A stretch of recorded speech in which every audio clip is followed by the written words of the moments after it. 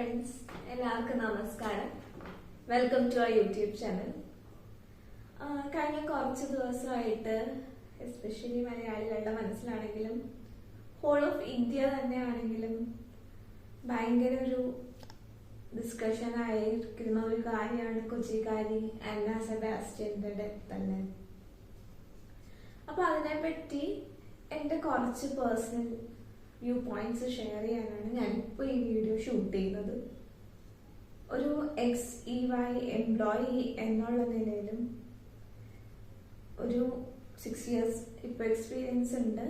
But ഫ്രഷറായിട്ട് ജോലിക്ക് കയറിയ കാലം ഇപ്പോഴും ഭയങ്കര ഫ്രഷ് ആയിട്ട് തന്നെ മനസ്സിൽ നിൽക്കുന്ന ഒരു ഹ്യൂമൻ ബീയിങ് എന്നുള്ള നിലയിലും എനിക്ക് കുറച്ച് കാര്യങ്ങൾ അതിനെപ്പറ്റി പറയണമെന്ന് തോന്നി. അപ്പൊ ഈ വീഡിയോയിൽ ഞാൻ ഒരു 3 കാര്യങ്ങൾ പറയാം. 3 രീതിയിൽ എൻ്റെ വ്യൂസ് എക്സ്പ്രസ് ചെയ്യാം. ഒന്ന്, എൻ്റെ എക്സ്പീരിയൻസ് ആസ് എ ഫ്രഷർ ഞാൻ ജോയിൻ ചെയ്തപ്പോൾ ഉണ്ടായിരുന്നത്.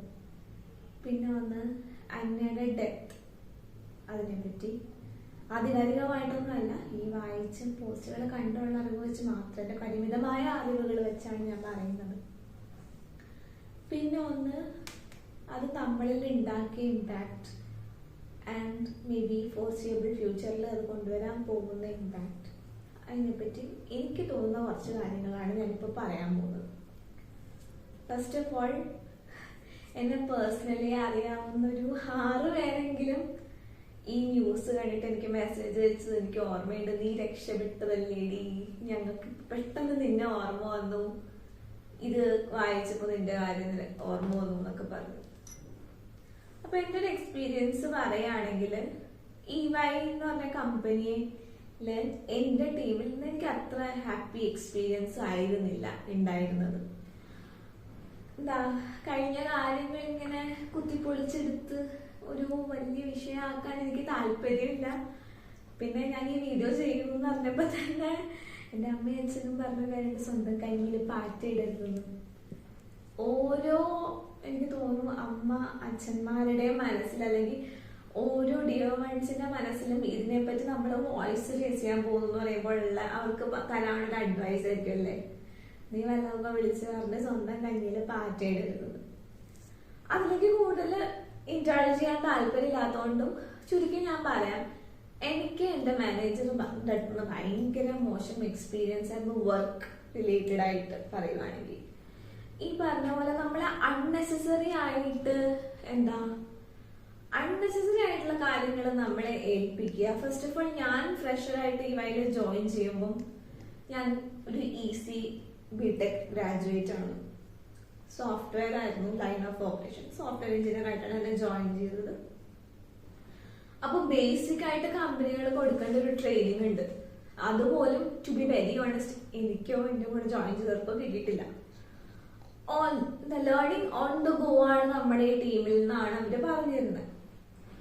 അതും നടക്കുന്ന കാര്യമാണ്, which is also I think which can be justified provided ഈ ജോലി അതിന്റെ ലേണിംഗ് ഓൺ ദ ഗോയ്ക്കും കൂടെ ഉള്ള ടൈം, അതിനുള്ള പ്രൊവിഷൻ എല്ലാം നമുക്ക് അവൈലബിൾ ആണെങ്കിൽ അല്ലേ. ഇതങ്ങനെ ആയിരുന്നില്ല. ഡയറക്ട്ലി കൊണ്ടുപോയി ഒരു ക്ലയന്റ് പ്രോജക്റ്റിലോട്ട് അലോക്കേറ്റഡ് ആയി. ആ ക്ലയന്റ് പ്രോജക്റ്റിൽ ആക്ച്വലി ഭയങ്കര നന്നായിട്ട് അക്കോർഡിംഗ് ടു ദം എനിക്ക് പെർഫോം ചെയ്യാൻ പറ്റി. എനിക്ക് ഓൺസൈറ്റ് റെക്കഗ്നിഷൻ അവാർഡ് കിട്ടി. അത് കഴിഞ്ഞ് നെക്സ്റ്റ് ക്ലയന്റ് പ്രോജക്റ്റിലോട്ട് വന്നപ്പോഴേക്കുമാണ് സോഫ്റ്റ്വെയർ ഡെവലപ്മെന്റ് കൂടുതൽ ഇന്റേൺസ് ചെയ്യേണ്ട രീതിയിലുള്ള ടാസ്കുകൾ വരാൻ തുടങ്ങിയത്. അപ്പൊ വർക്ക് ഒരു സൈഡിലുണ്ടാവും, നമ്മുടെ അറിവില്ലായ്മ, എനിക്ക് അറിയില്ലാത്ത കാര്യം അറിയില്ല എന്ന് പറയാൻ ഒരു മടിയുള്ളൊരു പേഴ്സൺ അല്ല ഞാൻ. നമ്മുടെ അറിവില്ലായ്മ കാരണം നമ്മൾ കൂടുതൽ എഫേർട്ട് ഇടേണ്ടത് ഒരു സൈഡില്. അങ്ങനെ പല പല കാര്യങ്ങള് ആയിട്ട് വരുമ്പോൾ നമ്മൾ കുറെ പേർക്ക് ഭയങ്കരമായിട്ടൊരു പ്രഷർ നമ്മുടെ ഉള്ളിൽ ബിൽഡപ്പ് ചെയ്യുന്നത് നമുക്ക് ഫീൽ ചെയ്യായിരുന്നു. എനിക്ക് ഇപ്പോഴും ഓർമ്മയുണ്ട്, പലതവണ ഇതിനെപ്പറ്റി പല കൺസേൺസും ഞങ്ങൾ പലരും റേസ് ചെയ്തിട്ടുണ്ട്. ഞങ്ങൾ ഫ്രഷേഴ്സ് കളക്റ്റീവായിട്ട് ഒരു കംപ്ലൈന്റ് കൊടുത്തത് എനിക്ക് ഓർമ്മയുണ്ട് മാനേജറിനെ പറ്റി. ആ കംപ്ലൈന്റ് അഡ്രസ് ചെയ്തത് ഞങ്ങളൊരു ട്രസ്റ്റബിൾ സോഴ്സ് എന്നുള്ള രീതിയിൽ കംപ്ലൈന്റ് റേസ് ചെയ്തു. ബട്ട് പിന്നെ അതിനെപ്പറ്റി ഞങ്ങൾക്ക് ഒരു അപ്ഡേറ്റ് വരുന്നത് ഈ ആരെ പറ്റിയാണോ ഞങ്ങൾ പറഞ്ഞ അയാളുടെ അടുത്ത് തന്നെയാണ്. അയാളന്ന് ഞങ്ങളോട് പറഞ്ഞൊരു വർത്തമാനമുണ്ട്, ഇപ്പോൾ എൻ്റെ ഉള്ളിൽ അത് നല്ല ഓർമ്മയുണ്ട്. ഫ്രഷേഴ്സിനെ ഈ ടീമിലേക്ക് എടുക്കാന്നുള്ളത് എന്റെ ഐഡിയ ആയിപ്പോയി, വേറെ വല്ലവന്റെ ഐഡിയ ആയിരുന്നെങ്കിൽ അവനെ ഞാൻ വന്നിരുന്നു. അതുപോലെ വേറൊരു ഒക്കേഷനിൽ എൻ്റെ മാനേജർ എൻ്റെ അടുത്ത് പറഞ്ഞൊരു ഡയലോഗ് എനിക്ക് ഓർമ്മയുണ്ട്. Work is worship. Correct words ഇതാണ്, വർക്ക് ഇസ് വർഷിപ്പ്. അങ്ങനെ ഒരുപാട് ഇഷ്യൂസ്. പിന്നെ എനിക്ക് പേരെടുത്ത് പറയാൻ അഗൈൻ താല്പര്യമില്ലാത്തതുകൊണ്ട് പറയാം, ബട്ട് ഞാൻ ജസ്റ്റ് ഇൻസിഡന്റ് പറയാം. എൻ്റെ ഫ്രണ്ടിന്റെ പപ്പ, ഇവിടെ വർക്ക് ചെയ്യുന്ന ഫ്രണ്ടിന്റെ പപ്പ വളരെ സീരിയസ് ആയിട്ട് ഹോസ്പിറ്റലിൽ കിടക്കുന്ന ടൈമില് അവള് വർക്ക് ഫ്രം ഹോം റിക്വസ്റ്റ് ചെയ്യോ, ലേറ്റ് ആയിട്ട് വരും 2 ദിവസം, അങ്ങനെ എന്തോ സംതിങ് നടന്നപ്പം പുള്ളി പറഞ്ഞൊരു കാര്യമുണ്ട്. വേറെ നമ്മുടെ ടീമിൽ ഒരാളുടെ ബേബി പ്രീമെച്യൂർ ആയിട്ട് എന്തോ ICU ഉണ്ടായിരുന്നു. അവന്റെ കൊച്ച് ഇപ്പോഴും ഒബ്സർവേഷനിലാണെന്നിട്ട് അവൻ കറക്റ്റ് ആയിട്ട് വന്നിരുന്ന് ജോലി ചെയ്യുന്നുണ്ടല്ലോ, തനിക്ക് എന്തുകൊണ്ട് അത് ആയിക്കൂടാന്ന്. പിറ്റേ ദിവസം അവള് പേപ്പർ ഇട്ടു. ഞങ്ങളുടെ ടീമിൽ അവളാണ് ആദ്യം പേപ്പർ ഇട്ടത്, പിന്നെ എൻ്റെ വേറൊരു ഫ്രണ്ട് ഇട്ടു, ഞാനിട്ടു, കുറെ പേരിട്ടു. അങ്ങനെ ഞങ്ങൾ എല്ലാവരും ഒന്നിച്ച് പേപ്പർ ഇടാകുമ്പോൾ നമ്മുടെ LP-നകത്ത് റെസിഗ്നേഷൻ സബ്മിറ്റ് ചെയ്യുന്നത് നമ്മൾ കൊളോക്കിയലി യൂസ് ചെയ്യുന്ന ഒരു ടേമാണ്. പേപ്പർ ഇട്ടപ്പോൾ ഓബ്വിയസ്ലി HR അലേർട്ടായി, നമ്മളോട് കാര്യങ്ങൾ ചോദിച്ചു. നമ്മളെല്ലാവരും കളക്റ്റീവ്ലി വിളിച്ചിരുത്തി എന്താണ് പ്രശ്നം. പക്ഷെ എല്ലാവരും എന്ന സിംഗിൾ ടോൺ പറഞ്ഞത് ഈ ഒരു കാര്യമാണ് എന്നുള്ള രീതിയിലാണ്. പക്ഷെ അതിനുശേഷം എന്തോ ഉണ്ടായെന്ന് വെച്ചാൽ നമുക്കറിയില്ല, നമുക്കവിടെ നിൽക്കാൻ താല്പര്യം ഉണ്ടായിരുന്നില്ല. എനിക്കിപ്പോഴും ഓർമ്മയുണ്ട്, ഞാൻ ഈ റെസിഗ്നേഷനെ പറ്റി നിങ്ങൾക്ക് സംസാരിക്കുന്ന ടൈമിൽ each and every person in my family and my close circle was like, വേറൊരു ജോലി കിട്ടിയിട്ട് നീ പേപ്പർ ഇട്ടാൽ മതി. കാരണം കയറിയ ഉടനെ തന്നെ ഒരു കമ്പനിയിൽ നിന്ന് ഇറങ്ങുവാണെങ്കിൽ എന്തായിരിക്കും നമ്മളുടെ പിന്നത്തെ കരിയർ എന്നുള്ളത് നമുക്ക് പറയാൻ പറ്റില്ല. ഫോർ എ ഫ്രഷർ എസ്പെഷ്യലി എങ്ങനെയെങ്കിലും 1 വർഷം നീ പിടിച്ചു നിൽക്കുന്നുണ്ട്. ഞാൻ നിന്നു കേട്ടോ, I am not proud of it, but ഞാൻ നിന്നു 1 വർഷം. അതായിട്ടാണ് ഞാൻ ഇറങ്ങിയത്. പക്ഷെ ഒരു ഓഫർ ഇൻ ഹാൻഡ് കിട്ടിയിട്ടല്ല, ഞാൻ പേപ്പർ ഇട്ടതിന് ശേഷമാണ് എനിക്ക് പിന്നിൽ ഓഫേഴ്സ് വേറെ കിട്ടിയത്. എനിവേസ്, ഇതാണ് എനിക്കുണ്ടായിരുന്ന ഒരു പേഴ്സണൽ എക്സ്പീരിയൻസ്. ഈ കോർപ്പറേറ്റ് കമ്പനികൾ എന്താ ചെയ്യുക, നമ്മളിപ്പോൾ ഒരു കൺസേൺ റേസ് ചെയ്യാന്ന് വെച്ചാൽ നമ്മൾ ഒരാൾ വേണമെന്നില്ല, 3-4 പേരായിട്ടാണെങ്കിലും റേസ് ചെയ്ത് കഴിഞ്ഞാൽ അവർക്ക് വ്യക്തമായ പ്രൊസീജിയേഴ്സ് ഉണ്ട്. അതായത് ഫസ്റ്റ് ലെവൽ ഓഫ് എസ്കലേഷൻ, പിന്നെ ഒരു സ്കിപ്പ് മീറ്റിംഗ്, അതായത് ഈ ആളെ ഇൻട്രൊഡ്യൂസ് ചെയ്യാതെ നമ്മളൊരു സ്കിപ്പ് മീറ്റിംഗ്. ഇപ്പോൾ EY ഒക്കെ സംബന്ധിച്ചിടത്താണെങ്കിൽ EY നമ്മളെ നോർമൽ ജനറൽ ഷിഫ്റ്റ് അല്ലാതെ വർക്ക് ചെയ്യുക, 11 to 8 ഒക്കെ വർക്ക് ചെയ്യുന്നവർക്ക് EYയുടെ പോളിസീസിൽ സ്ട്രിക്റ്റ് ആയിട്ടുള്ള കാര്യമാണ് അവർക്ക് അഡീഷണൽ പേയ്മെന്റും അങ്ങനെയുള്ള കാര്യങ്ങളൊക്കെ. ബട്ട് എങ്ങനെയാണ് അത് കിട്ടുക, നമ്മൾ ടൈം ഷീറ്റിൽ അപ്ഡേറ്റ് ചെയ്യണം. ഞാൻ വർക്ക് ചെയ്യുന്ന ടൈം നോർമൽ 8:30, 6:30, 8:30, 5:30 അല്ല, 11 to 8 ആണ്. ഞങ്ങൾക്കൊരു കോൾ ഉണ്ടായിരുന്നു 7:30, 8 എന്തോ ആയിരുന്നു അങ്ങനെ ഒരു ഓർമ്മ.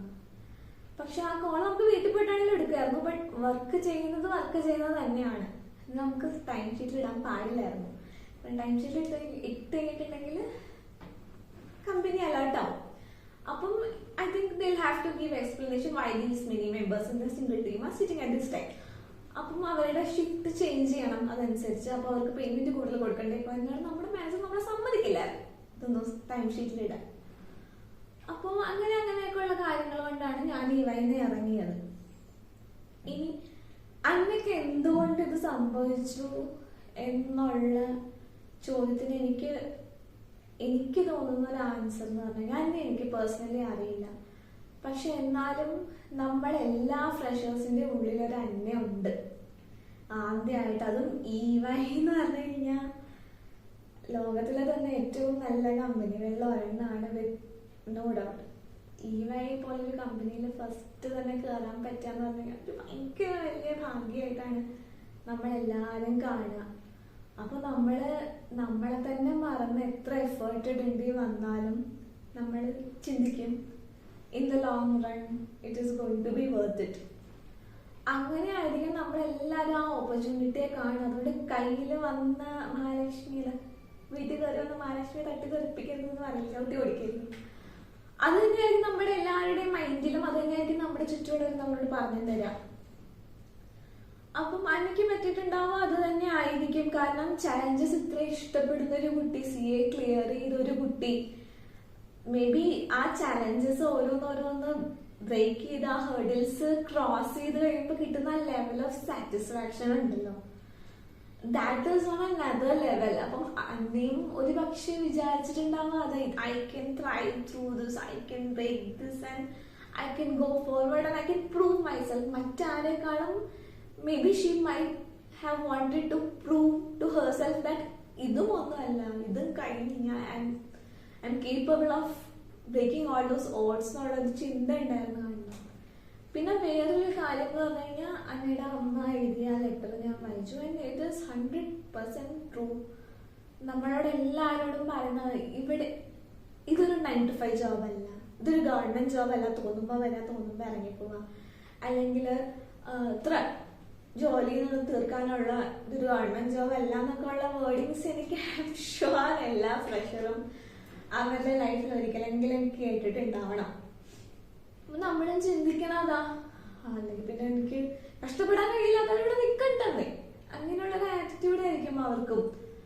പിന്നെ ഈ പറഞ്ഞ പോലെ നമ്മൾ കാണുന്നത് എന്താ, അവാർഡ്സ് കിട്ടും. ഇങ്ങനെയുള്ള കമ്പനികൾ ഇഷ്ടംപോലെ awards, spot award, client recognition award, അങ്ങനെ ഒരുപാട് അവാർഡ്സ് കൊടുക്കും. ഈ എല്ലായിടത്തും കുറച്ച് പേര് കാണുമല്ലോ ഭയങ്കരമായിട്ട് വർക്കഹോളിക് ആയിട്ടുള്ള, ഭയങ്കരമായിട്ടുള്ള എന്താ ഭയങ്കര വർക്കിങ്ങനെ കിട്ടി ചെയ്ത് എത്ര രാത്രി 2 മണി വരെ ഇരുന്ന് ബഗ്ഗൊക്കെ ഫിക്സ് ചെയ്യുന്നവരും.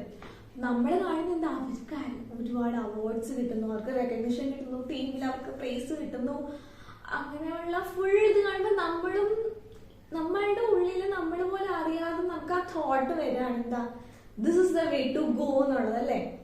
ഇപ്പൊ ഒരു 5 months കൊണ്ട് അച്ചീവ് ചെയ്യേണ്ട ഒരു ലെവൽ ഓഫ് ആയിട്ട് ചിലർക്ക് നല്ല കഴിവുണ്ടാവും, അവരൊരു 2 months കൊണ്ട് അത് എത്തിക്കഴിയുമ്പോഴത്തേക്കും ഇവർക്ക് അത്രയും ലാഭമാണ് അവരെ കൊണ്ട് ഉണ്ടാവുന്നത്. നമ്മുടെ സാലറിയും നമ്മളുടെ ബില്ലിങ്ങും തമ്മിൽ യാതൊരുവിധ ബന്ധമില്ല. ഇപ്പൊ എനിക്കറിയാം, കുറച്ചൊക്കെ ഇത് നോക്കുന്ന കാര്യം എനിക്കറിയാം, നമ്മളുടെ salary is not at all proportional to how we are charge by the company.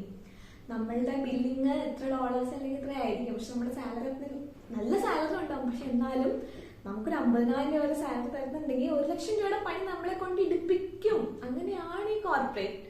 Plus ഇങ്ങനെയുള്ളത് കാണുമ്പോൾ നമ്മൾ വിചാരിക്കുന്നത് ഓക്കെ ഞാനും സ്ട്രൈവ് ചെയ്യണമെങ്കിൽ എനിക്കും കരിയർ ഗ്രോത്ത് ഉണ്ടാവണമെങ്കിൽ ഞാനും ഇതുപോലെ ചെയ്യണം എന്ന് നമ്മളുടെ ഉള്ളിൽ നമ്മൾ പോലെ അറിയാതെ ഒരു തോട്ട് വരികയാണ്. ഒരുപക്ഷെ അത് തന്നെ ആയിരിക്കാം അന്നയ്ക്കും പറ്റിയിട്ടുണ്ടാവുക. But sadly her physique was not supporting the amount of pressure that she was handed over with. എന്താ ഭയങ്കര അല്ലെങ്കിൽ നല്ല വിഷമമുണ്ട്.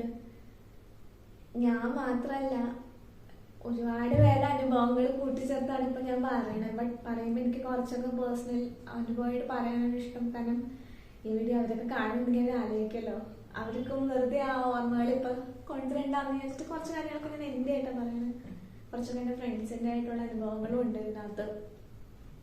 പിന്നെ എനിക്ക് അഡ്രസ് ചെയ്യേണ്ട ഒരു കാര്യം, കുറേ പേര് ഞാൻ വീഡിയോ തുടങ്ങിയപ്പോൾ പറഞ്ഞു നീ ഈവൈനെ രക്ഷപ്പെട്ടല്ലേ എന്ന് പറഞ്ഞുള്ള മെസ്സേജസ്. ഇത് ഈവൈയുടെ ഫോൾട്ടാണ്. 2 രീതിയിൽ ഞാൻ ആൻസർ ചെയ്യാം. ഇത് കംപ്ലീറ്റ് ഈവൈയുടെ മാത്രം ഫോൾട്ട് അല്ല, എന്നാൽ ഇതിൽ ഈവൈയുടെ ഫോൾട്ടും ഉണ്ട്. ബിക്കോസ് ഈവൈയുടെ റൂൾസ് ആൻഡ് റെഗുലേഷൻസ് ക്ലിയർ ആണ്. As an ex-EY employee, I can say with utmost responsibility, EY ഇതിനെ കൂട്ടു നിൽക്കുന്ന ഒരു കമ്പനി അല്ല. ഇങ്ങനെ എന്തെങ്കിലും ഉണ്ടെന്ന് EYക്ക് ബോധ്യം വന്നാൽ അതാരാണോ ചെയ്യുന്നത് there will be in very big trouble. പിന്നെ എന്തുകൊണ്ടാണ് എനിക്കിങ്ങനെ സംഭവിച്ചു? എല്ലായിടത്തും കാണും a bunch of people who are not at all concerned about others' well-being. ആ ഒരൊറ്റ കാരണം കൊണ്ടാണ് അന്നയ്ക്ക് ഇതൊരു വൺ ഓഫ് ഇൻസിഡന്റ് അല്ല, ഇതൊരു വൺ ഓഫ് ഇൻസിഡന്റ് ഇതുകൊണ്ട് തീരുന്നും സാഡ്ലി എനിക്ക് തോന്നുന്നില്ല. ബിക്കോസ് കുറച്ച് പേരുണ്ടാവും അവർ അവരുടെ ഗെയിമിന് വേണ്ടി മാത്രം എല്ലാ കമ്പനിയിലും ഉണ്ടാവും. ടാറ്റയുടെ കമ്പനിയിൽ വർക്ക് ചെയ്യണമെന്ന് അത്യാഗ്രഹം കൊണ്ട് ജോലി റിസൈൻ ചെയ്ത് TCSൽ ജോയിൻ ചെയ്ത ഒരു ഫ്രണ്ട് ഉണ്ട് എനിക്ക്. HR ഡിപ്പാർട്ട്മെന്റിലാണ് അവള് വർക്ക് ചെയ്തിരുന്നത്. 2-3 മാസം കൊണ്ട് അവിടെ നിന്ന് പേപ്പർ ഇട്ട് ജോലി ഇല്ലാതിരിക്കാം, കുറെ നാളിൽ പറഞ്ഞ ജോലി ഇല്ലാതിരുന്നു അവള്. ബട്ട് ആ അത്രയും പോലും TCS പോലും താങ്ങാൻ പറ്റാതിരുന്നൊരു ഫ്രണ്ട് എനിക്കുണ്ട്. HR ഡിപ്പാർട്ട്മെന്റിൽ നമുക്ക് എല്ലാവർക്കും പ്രശ്നമുള്ളപ്പോൾ നമ്മൾ പോയി പറയുന്നത് HR-ന്റെ അടുത്താണ്. HR ഡിപ്പാർട്ട്മെന്റിൽ നിന്ന് തന്നെ ഇറങ്ങേണ്ടി വന്നൊരു ഫ്രണ്ട് ഉണ്ട് എനിക്ക്. അതുകൊണ്ട് ഒരിക്കലും EYനെ മാത്രം എനിക്ക് വന്നൊരു മെസ്സേജ് ഉണ്ട്, EY എന്താണ് എക്സ്റ്റൻഷൻ ഓഫ് യൂത്ത്. EYയുടെ ടാഗ് ലൈൻ ആണ് building a better working world. അതിന് പറഞ്ഞ building a toxic working world എന്ന് പറഞ്ഞ് ഞാൻ ഭയങ്കരമായിട്ട് പൊട്ടിത്തെറിച്ചു എനിക്കത് അയച്ച ആളുടെ അടുത്ത്. ബിക്കോസ് വിത്ത് അറ്റ്മോസ്റ്റ് റെസ്പോൺസിബിലിറ്റി ഞാൻ പറയട്ടെ, EY അങ്ങനെ ഒരു കമ്പനി അല്ല. എനിക്ക് ഇപ്പോഴും പറയാൻ പറ്റും EY is according to me the best company. So much so that എന്റെ ഹസ്ബൻഡിനെ ഞാൻ ഹസ്ബൻഡ് ജോലിക്ക് കയറിയും അന്ന് തുടങ്ങി ഞാൻ ഇവയിലേക്ക് മാറണം, എന്തെങ്കിലും ഇവയിലേക്ക് മാറണം പറയിപ്പിച്ച് പറഞ്ഞ് he's working with EY right now. And എന്റെ ഹസ്ബൻഡിനോട് ചോദിച്ചു നോക്കൂ ഇതാണോ EYന്ന്. ഇപ്പോഴും ഞങ്ങൾക്ക് പരിചയമുള്ളവരെടാ എന്റെ കമ്പനിയിൽ വേക്കൻസി ഉണ്ട്, എനിക്ക് റെസ്യൂമേ താന്ന് പറയുമ്പോൾ husband doesn't even have to think twice. It's like no, ഞാനിവിടെ. കാരണം അത്രയും ഹാപ്പിയാണ്, അത്രയും വാല്യൂ ഇന്ന് ഹസ്ബൻഡിന് കിട്ടുന്നുണ്ട്. പിന്നെ എനിക്ക് പേഴ്സണലി അറിയാവുന്ന കുറെ പേരുണ്ട്. EYയിലെ ബൂമറാങ് ഓപ്ഷൻ പോയിട്ട് തിരിച്ചു വന്നവർ. EY ഇന്ന് PwCയിലേക്ക് പോയി, അവിടെ ഡെലോയിറ്റിലേക്ക് പോയി ജീവനം കൊണ്ട് തിരിച്ച് EYയിലേക്ക് വന്നവരെ എനിക്കറിയാം. അവരോടൊക്കെ നമ്മൾ ടൗൺ ഹാളിൽ സംസാരിക്കുമ്പോൾ ചേച്ചിയൊക്കെ പറയണേ ഹോം അവേ ഫ്രം ഹോം എന്നാണ് EYനെ പറയണത്. ബിക്കോസ് അങ്ങനെയാണ് EYയുടെ എംപ്ലോയീസിനെ കറക്റ്റായിട്ട് EYയുടെ റൂൾസ് ആൻഡ് റെഗുലേഷൻസ് ഫോളോ ചെയ്യുന്ന ടീംസ് ട്രീറ്റ് ചെയ്യുന്നത്. അതിൽ എനിക്ക് I have absolutely no doubt. വർക്കിന്റെ ഇടയിൽ പോയി 3 മണിക്ക് ഇറങ്ങി പിള്ളേരെ സ്കൂളിൽ നിന്ന് വിളിച്ചുകൊണ്ട് വന്ന് വീട്ടിലാക്കി ബാക്കി ജോലി വീട്ടിൽ നിന്ന് ചെയ്യുന്നവരെ എനിക്ക് പേഴ്സണലി അറിയാം. EYയിൽ വർക്ക് ചെയ്യുന്നത് അത്രയൊക്കെ ഏത് കമ്പനിയിൽ ഇറങ്ങുമെന്ന് എനിക്ക് അറിയില്ല. അതുകൊണ്ട് ഇത് ഒരിക്കലും EYയുടെ ഫോൾട്ട് അല്ല. പ്രൊവൈഡഡ് EY അലേർട്ട് ആവണമായിരുന്നു. അതാണ് EYയുടെ റെസ്പോൺസിബിലിറ്റി അവിടെ പാടിപ്പോയത്. അറിഞ്ഞോ അതോ ഈ പറഞ്ഞ പോലെ ആ സിഇഒയുടെ മെസ്സേജ് കണ്ടിട്ട് ഞാൻ എൻ്റെ ഹസ്ബൻഡിനോട് പറഞ്ഞു ഇത് ഞാൻ കണ്ടിട്ടുള്ള EY അല്ല, ഇതല്ല EY, ഇങ്ങനെയല്ല EY. എനിക്കത് ആക്സെപ്റ്റ് ചെയ്യാൻ ബുദ്ധിമുട്ടുണ്ടായാൽ അങ്ങനെ ഒരു പോസ്റ്റ് ഇട്ടത്. അതാണ് കുറച്ച് ആൾക്കാരൊരു വലിയ നല്ല സ്ഥാപനത്തിന്റെ പേര് നശിപ്പിച്ച് കളയണ കാണുമ്പോൾ നമുക്ക് സഹിക്കുന്നില്ല. ഇനി എനിക്ക് പറയാനുള്ളത്, ഇപ്പൊ ഞാൻ ഒരു കാര്യം പറയാം, എന്തുകൊണ്ടായിരിക്കും ഇത് സംഭവിച്ചത്, ഇപ്പൊ എന്തുകൊണ്ടാണ് ഇങ്ങനെയൊക്കെ സംഭവിക്കാൻ നമ്മളുടെ തന്നെ ഉള്ളിൽ എങ്ങനെയാണ് this is the way to go, നമ്മുടെ പോലും പേഴ്സണൽ കാര്യങ്ങൾ നോക്കാതെ ജോലി ചെയ്യേണ്ടതാണ് റൈറ്റ് എന്ന് നമ്മളുടെ ഉള്ളിൽ ചിന്ത എങ്ങനെ വരണമെന്ന് ഞാൻ പറഞ്ഞു. പിന്നെ EYയുടെ മാത്രം പ്രശ്നമല്ല, ഇത് എല്ലായിടത്തും ഉള്ള പ്രശ്നമാണെന്ന് ഞാൻ പറഞ്ഞു. ഇനി ഇതുകൊണ്ട് ഉണ്ടാകുന്ന ഇമ്പാക്റ്റ് എനിക്ക് പറയാനുള്ളത് വിത്ത് അറ്റ്മോസ്റ്റ് സാഡ്നെസ് ആൻഡ് ഭയങ്കര വിഷമത്തോടെ ഞാൻ പറയട്ടെ, എനിക്ക് തോന്നുന്നില്ല അതുകൊണ്ട് ഭയങ്കര വലിയൊരു മാറ്റം വരുന്നത്. ബിക്കോസ് ഇന്ന് അന്ന പോയി പാർക്ക് പോയി, അന്നയുടെ പാരൻസിനും അന്നയുടെ ക്ലോസ് ഫ്രണ്ട്സിനും പോയി. അന്ന ഇത്രയും വലിയൊരു സ്ഥാപനത്തിൽ നിന്ന് പോയതുകൊണ്ട് ആ സ്ഥാപനത്തിന് കുറച്ച് നാള് ചീത്തപ്പേരുണ്ടാവും.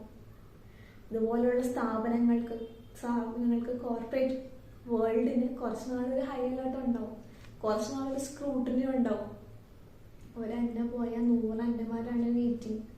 എത്ര പേരുടെ പോസ്റ്റാണ് ഞാൻ കാണുന്നത്, ലൈക്ക് ഇങ്ങനെയാണെങ്കിൽ ജോലിക്ക് കയറിയതായിരുന്നു, ഇങ്ങനെ ഇതൊക്കെ ഉണ്ടാവും എന്ന് പറഞ്ഞു വെച്ചിട്ടല്ലേ കയറിയത്, എന്ത് കാണിക്കാനാണ് കയറിയത്, ഇറങ്ങി പോകാറില്ലേ, പേപ്പർ ഇടാറില്ലേ എന്നൊക്കെ ചോദിച്ചുകൊണ്ട്. സാഡ്ലി ഇപ്പോഴും അതിന് റെഡി ആയിട്ട് നിൽക്കുന്ന ഒരുപാട് പേര്, especially from middle class families ഉണ്ട്. ഇതൊരു ഇന്ത്യൻ വർക്ക് കൾച്ചറിന്റെ ഒരു പ്രശ്നമാണ് if you ask me. Because എനിക്ക് ഓർമ്മയുണ്ട് എൻ്റെ ഓൺ സൈറ്റ് റിപ്പോർട്ടിംഗ് മാനേജർ EYയുടെ നമ്മുടെ MS ധോനി ആ ഇത്ര ഗ്യാപ്പിൽ റൺഔട്ടായ വേൾഡ് കപ്പ് നടക്കുന്നത് ഞാൻ EYയിൽ വർക്ക് ചെയ്യുമ്പോഴാണ്. ഇന്ന് എനിക്ക് ഓർമ്മയുണ്ട് അന്നത്തെ ക്ലയൻറ്റ് കോളിൻ്റെ സമയത്ത് എൻ്റെ ക്ലയൻറ്റ് പറഞ്ഞു, I was waiting for a cancellation request of the meeting because I know the World Cup is going on and how much Indians love cricket. അവർക്കറിയാം, അവര് വെയിറ്റ് ചെയ്യുമായിരുന്നു നമ്മുടെ മീറ്റിംഗ് ക്യാൻസൽ ചെയ്യുന്നു. അവിടെ അങ്ങനെയാണ് താങ്ക്സ് ഗിവിംഗ് ഹോളിഡേസ് എന്നൊക്കെ പറഞ്ഞാൽ holiday ആണ് അവർക്ക്. നമ്മളെങ്ങനെയാ, hi team I will not be available today, please ping me in chat if anything urgent comes up. അല്ലെങ്കിൽ എന്താ, Hi team, I'll be on leave today. Here is my number. Please contact me if something urgent comes up. ഇതാണ് നമ്മളുടെ holiday.